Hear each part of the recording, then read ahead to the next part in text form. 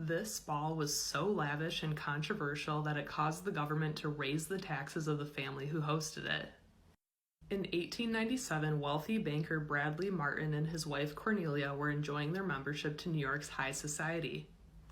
Their position had advanced in 1893 when they married their 16-year-old daughter to the 24-year-old Earl of Craven. During this time, New York City was at the tail end of a long depression that had began in 1873 and was exacerbated by the Panic of 1893.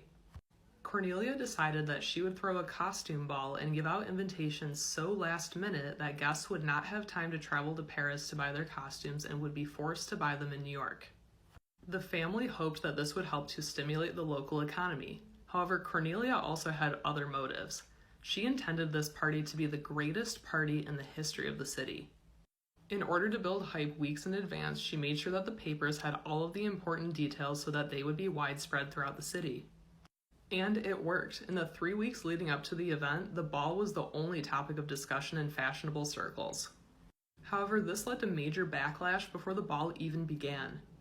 Newspapers criticized the opulence, and clergymen discouraged their congregations from attending. One clergyman was quoted as saying, "You rich people put next to nothing in the collection plate, yet you'll spend thousands of dollars on Mrs. Bradley Martin's ball." The musical Mutual Protective Union was initially supportive of the ball. However, their tune changed when they realized that the Marine Band had been hired to play instead of musicians from their union. Despite the severe backlash, the ball happened anyway, and it was to be held at the fashionable Waldorf Astoria Hotel.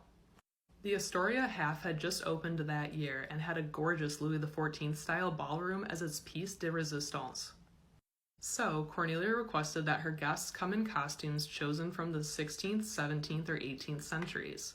Guests ransacked the antique dealers in the city, trying to make their costumes as historically accurate as possible.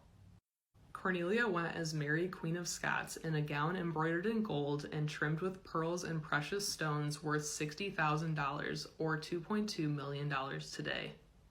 The ruby and diamond necklace that she wore were actually 2 bracelets that had once been owned by Marie Antoinette. These are the actual bracelets, and they're currently housed at the Louvre. Her husband Bradley went as Louis XV. J.J. Astor dressed as Henry of Navarre. And his mother, the Mrs. Astor, dressed as Marie Antoinette in a gown adorned with $250,000 worth of jewels, or about $9.2 million in today's money. And I couldn't find a picture of her in her costume, so this is just a portrait of her. Kate Bryce dressed as Spain's Infanta Margarita. She reportedly gave the House of Worth only 24 hours to design and make this costume, which was a replica of the one that the Infanta wore in this portrait. This is the actual dress that she wore to the ball, which is now housed at the museum in the city of New York. 1,200 invitations were sent out and about 800 people came. The famous florist Small was hired to do the decorations, and they began to prepare at 9 a.m. the day before. The smaller ballroom was set up with furniture from the Louis XV period, and tapestries were hung on the walls. Roses were thrown against the draperies and left where they landed. Long-stemmed roses were placed on the side of the room where the Hungarian band played.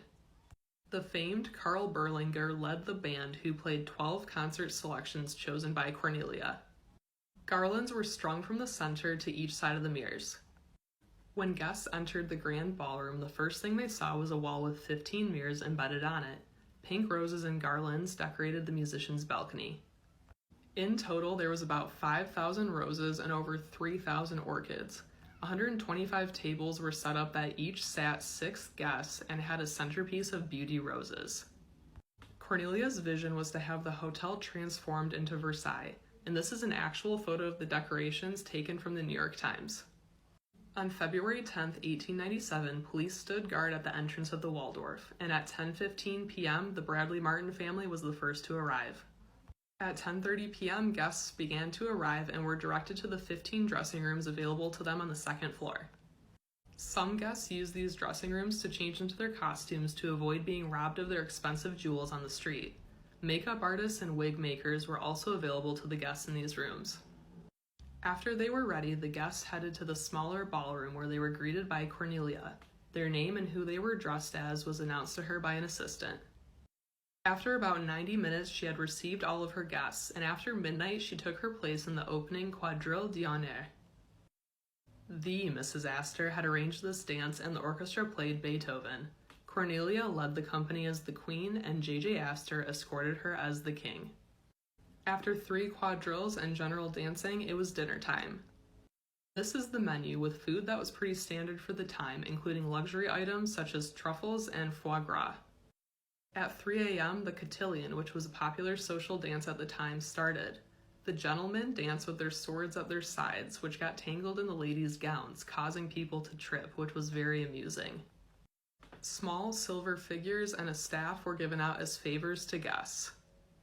The ball was a huge social success. It is estimated that the Bradley Martins spent about $9.7 million in today's money on the event. To put that in perspective, the average American was earning about $400 a year, or about $14,700 in today's money. After the ball, newspapers and ministers preached against the display of excessive consumption. The ball also triggered an investigation into the partygoers' taxes. The authorities promptly raised both the Bradley Martins and the Astors' taxes in response. Due to the backlash, the Bradley Martins fled to their home in England, where they spent the remainder of their days.